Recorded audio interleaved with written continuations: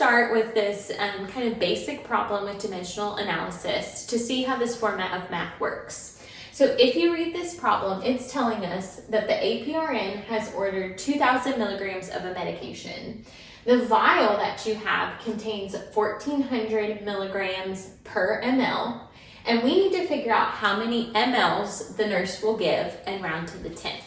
When you read all of that at once, it can be very overwhelming. Your brain's trying to process all that information and figure out what it's doing. Don't panic. Whenever you start dimensional analysis, the first thing you need to do is just pick out your numbers that you're going to use. Don't worry about reading all of the words, especially with complex medication names. So what I'm going to pull out from this problem are my numbers. I have 2,000 milligrams up here that's ordered.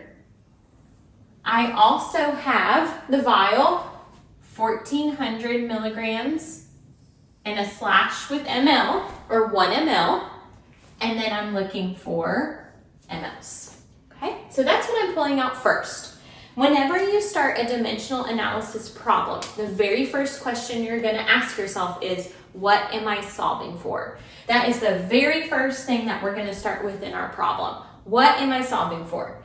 When you read this problem, it's asking us how many mLs will the nurse give. So what I'm solving for is milliliters. Start out your problem by writing what you're solving for and equals. Now you can start drawing a line and making boxes. This is the format of how we solve it. In my very first box, I have to have the exact same unit as what I'm solving for. That has to be listed first. So since I'm solving for mLs, that's the unit I need right up top, mL. Okay, so now I can go back to my problem. I need to find where I have a milliliter listed, something with mL.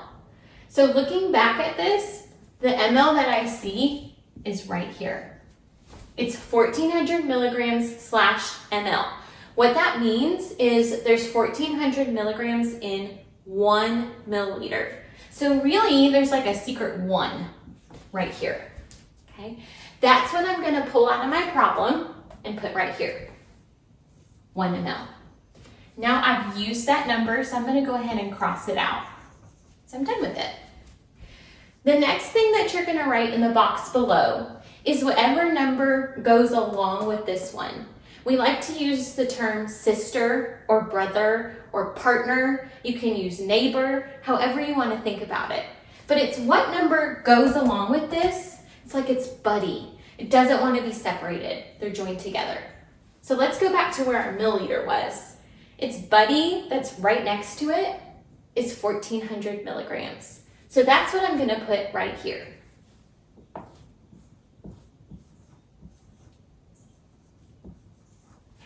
And I'm going to cross it out because I'm done with it in my problem. All right, if I stopped and solved right now, I would get an answer that is milliliters over milligrams. It's not what I want. What I'm solving for is just mLs. So I need to get rid of this milligram. The only way to get rid of a unit in dimensional analysis is to have it on the bottom and on the top. Then they cancel out.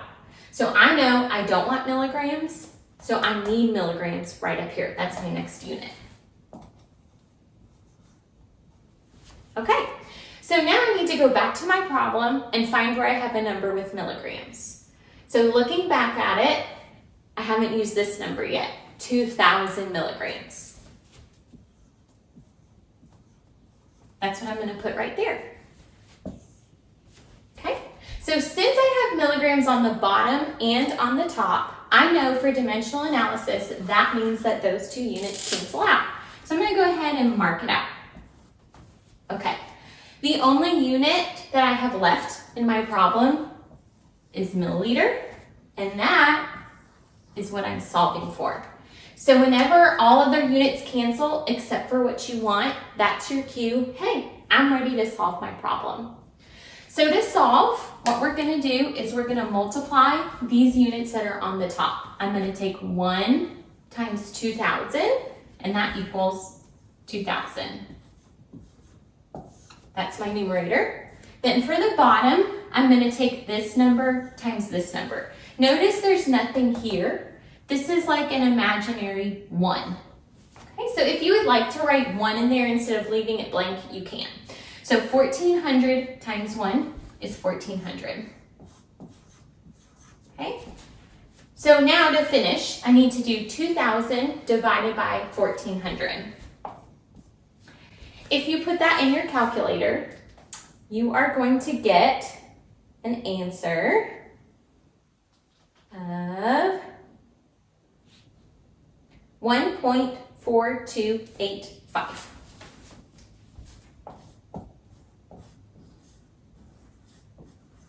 Okay, and it continues. I can't leave this as my answer. I have to go back to my problem and figure out what I need to round to. This problem tells me I need to round to the 10th. Okay, whenever I'm rounding to the 10th, imagine the number 10. 10 has 1 0, that's 1 decimal place that I need to round it to. So I want my answer to stop right here after the 4. That's the 10th place. To figure out whether I round up or down, I have to look at its next door neighbor. What's the number directly next to where I want to stop? In this case, it's 2. Everything else with this decimal doesn't matter. I can ignore it, okay? Whenever our neighbor is 5 or above, we're going to round up. Whenever our neighbor is 4 or below, we're going to leave it the same. So since the neighbor is 2, we're going to leave that the same. And our answer is going to be 1.4 milliliters. There we go. And that's how you do it. So now that you've had a chance to see a problem described and worked out, we're going to give you guys another question, give you a chance to work it out yourself, and then we'll work it out all together. So the question is, the physician ordered 20,000 units for a patient. The medication available is 13,000 units per ml. How many mLs will the nurse give? Round to the 100th. So now this will be a chance for you guys to pause the video, work on this question on your own, see if you can do it, and then come back and we'll explain it.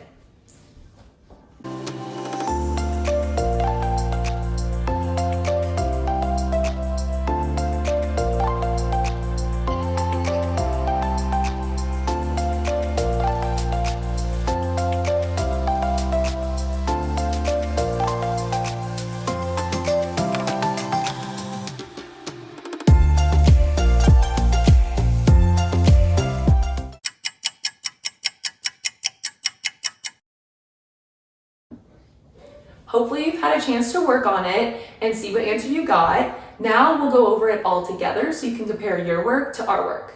So the question again, the physician ordered 20,000 units for a patient. The medication available is 13,000 units per ml. How many mLs will the nurse give? Round to the 100th. So it can be really overwhelming when you read these questions. There's a bunch of words. Remember, we need to focus more on the numbers. So first things first, what are we solving for? How many mLs will the nurse give? A little trick is that a lot of times if there's a question at the end, it's showing you what it's solving for. There may not always be that way, but in this problem, it does have that. So how many mLs will the nurse give? We're gonna start that out first. So we have mLs. So that is what we're solving for. ml equals. So we know this is what we're solving for. There we go. So for one of our always rules in dimensional analysis, whatever we're solving for is what we're going to put first. I'll go ahead and write my little boxes out here. I know I'll put mLs here because whatever I'm solving for, I will put first. Looking back at my problem, where is a number that has ml in it that I can use in my problem? So a quick look, I see ml here. Can I use it? So we see here that mLs is right here. Remember that there is a secret or hidden 1 when we don't have a number in front. Anytime that you don't see a number right in front, it's assumed that there's a 1 there. So we know it's 1 ml. So then we have the ml. Well, we know on the bottom we have to put its sister, its partner, its neighbor, whatever it is, we're going to put that down here. How do I find ml's neighbor? So in the last problem, you had a dash or a slash. In this problem, we don't have that. But a couple of other words that commonly join our neighbors is per and in. In this problem, we have a per. So we know that these two are neighbors. So our neighbor is 13,000 units. That's what we're going to put on the bottom.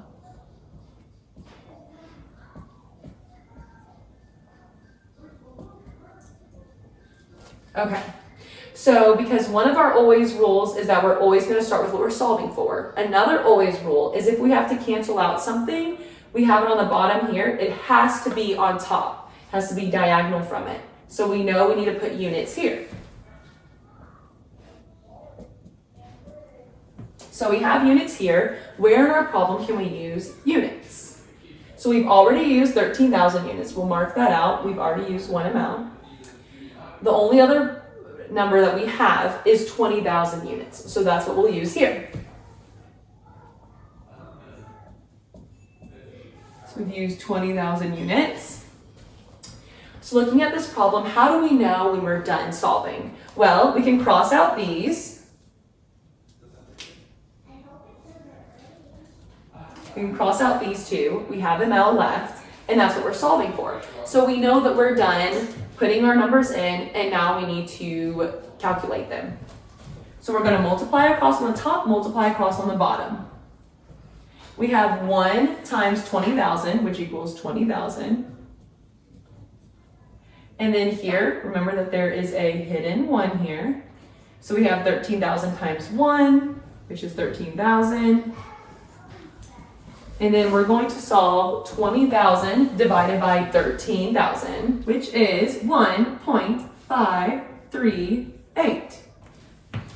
So we can't leave this problem right here at 1.538 because it's asking us to round to the hundredth.